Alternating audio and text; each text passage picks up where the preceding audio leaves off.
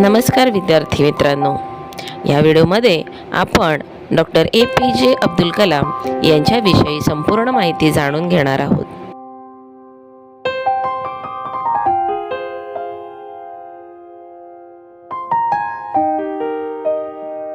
त्यांचे नाव औल पाकीर जैनुलाब्दीन असे होते. त्यांचा जन्म 15 ऑक्टोबर 1931 रोजी पंबन बेटावरील रामेश्वरमच्या तीर्थक्षेत्रात एका तामिळ मुस्लिम कुटुंबात झाला. त्यांचे वडील जैनुलाब्दीन मायकायर हे बोटीचे मालक आणि स्थानिक मशिदीचे इमाम होते. तसेच त्यांच्या आई आशिअम्मा या एक गृहिणी होत्या. कलाम हे त्यांच्या कुटुंबातील 4 भाऊ आणि 1 बहीण यांच्यामध्ये सर्वात लहान होते.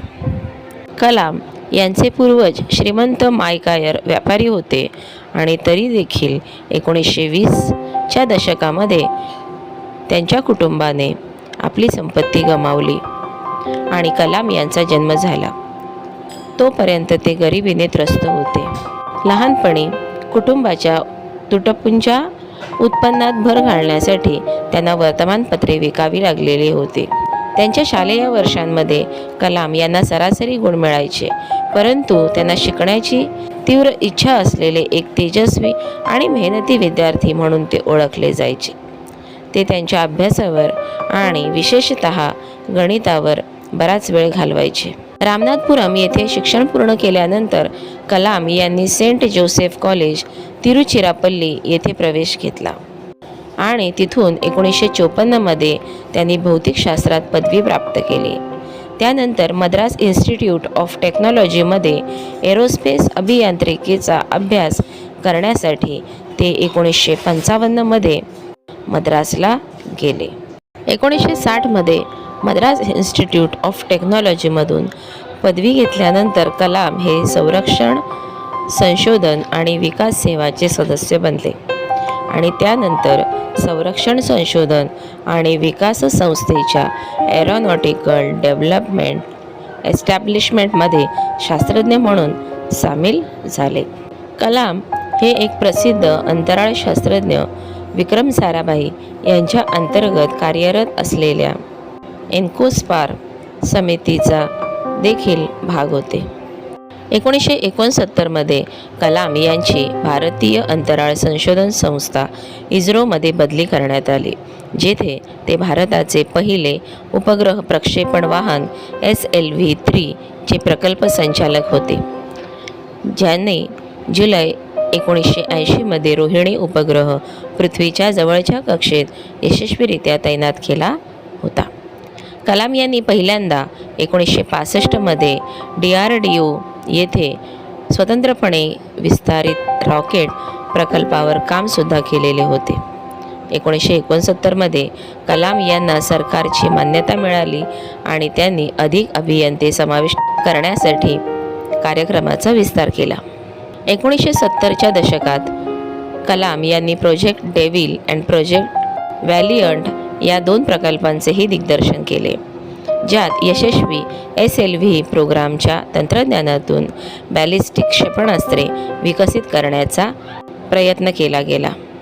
कलाम यांनी जुलै 1992 ते डिसेंबर 1999 या कालावधीत पंतप्रधानांचे मुख्य वैज्ञानिक सल्लागार आणि संरक्षण संशोधन आणि विकास संस्थेचे सचिव म्हणून काम केले. पोखरण 2 या अणुचाचण्या या काळात घेण्यात आल्या, ज्यामध्ये त्यांनी सखोल राजकीय आणि तांत्रिक भूमिका बजावली होती. 1998मध्ये हृदयरोग तज्ज्ञ सोमा राजू यांच्या समवेत कलाम यांनी कलाम राजू स्टेंट नावाचा कमी किमतीचा कोरोनरी स्टेंट विकसित केला. 2012मध्ये या जोडीने ग्रामीण भागातील आरोग्य सेवेसाठी एक खडबडीत टॅबलेट संगणक तयार केला, ज्याला कलाम राजू टॅबलेट असे नाव देण्यात आले. अब्दुल कलाम यांनी KR नारायणन यांच्यानंतर भारताचे 11वे राष्ट्रपती म्हणून कामही पाहिले होते. भारतीय प्रजासत्ताकाचे 11वे राष्ट्रपती ते बनले आणि 25 जुलै रोजी शपथ घेतल्यानंतर ते राष्ट्रपती भवनात गेले. कलाम हे भारताचे तिसरे राष्ट्रपती होते ज्यांना भारतरत्न हा भारताचा सर्वोच्च नागरी सन्मान देण्यात आलेला होता. ते राष्ट्रपती होण्यापूर्वी त्यांना हा पुरस्कार मिळाला होता. त्यांच्या राष्ट्रपती पदाच्या कार्यकाळात त्यांना प्रेमाने जनतेचे राष्ट्रपती म्हणून ओळखले जात असे. राष्ट्रपती पदानंतर Kalam Indian Institute of Management Shillong, Indian Institute of Management Ahmedabad आणि Indian Institute of Management Indore येथे व्हिजिटिंग प्रोफेसर म्हणून काम पाहत होते. अब्दुल कलाम यांचा 15 ऑक्टोबर हा जन्मदिवस जगभरात जागतिक विद्यार्थी दिवस म्हणून पाळला जातो. भारत सरकारने पद्मभूषण, पद्मविभूषण आणि भारतरत्न हा सर्वोच्च किताब देऊन त्यांना सन्मानित केले. कलामांनी त्यांच्या कार्यकाळात अनेक पुस्तके लिहिली. त्यापैकी विंग्ज ऑफ फायर हे त्यांचे आत्मचरित्र आहे. तसेच त्यातील मराठी अनुवादाचे नाव अग्निपंख असे आहे. डॉक्टर APJ अब्दुल कलाम 27 जुलै 2015 रोजी शिलाँग येथे भारतीय शास्त्र व्यवस्थापन शिलाँग येथे पृथ्वी नावाचा एक जिवंत ग्रह तयार करणे या विषयावर व्याख्यान देण्यासाठी गेलेले होते. पायरीवरून जात असताना त्यांना काही अस्वस्थ वाटले, परंतु थोड्या वेळात विश्रांती केल्यानंतर सभागृहात प्रवेश करण्यास ते सक्षम झाले आणि संध्याकाळी सुमारे 6:30 वाजता व्याख्यान देत असतानाच स्टेजवरून कोसळले. त्यांना त्या ठिकाणी हृदयविकाराचा पहिला झटका आलेला होता. त्यानंतर कलाम यांना हॉस्पिटलमध्ये ICUमध्ये दाखल करण्यात आले. त्यानंतर पुन्हा त्यांना हृदयविकाराच्या दुसऱ्या झटक्यानंतर मृत घोषित करण्यात आले. अशा प्रकारे देशाच्या नागरी अंतराळ कार्यक्रमात आणि लष्करी क्षेपणास्त्र विकासात महत्त्वाच्या भूमिकेसाठी भारताचे मिसाईल मॅन ओळखले जाणारे डॉक्टर APJ अब्दुल कलाम यांचे वयाच्या 83व्या वर्षी म्हणजे 27 जुलै 2015 रोजी निधन झाले.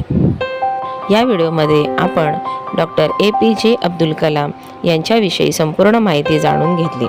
असेच अभ्यासपूर्ण नवनवीन व्हिडिओ पाहण्यासाठी व्हिडिओला लाईक करा आणि चॅनलला सबस्क्राईब करा. थँक्यू.